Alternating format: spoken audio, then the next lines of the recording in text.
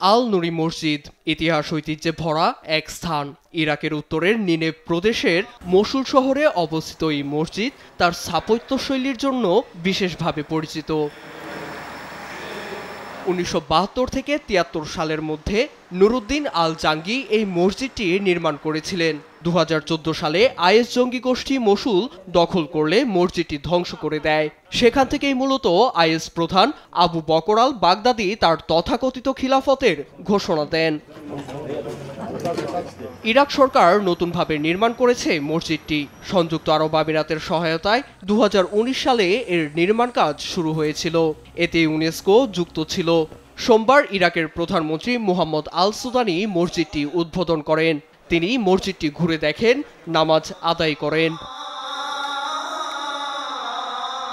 ইতিহাস ঐতিহ্য ধারণ করে দ্বিতীয়বারের মতো যাত্রা শুরু করল এই পবিত্র ধর্মীয় স্থানটি। নিউজ ডেস্ক, দেশ টিভি।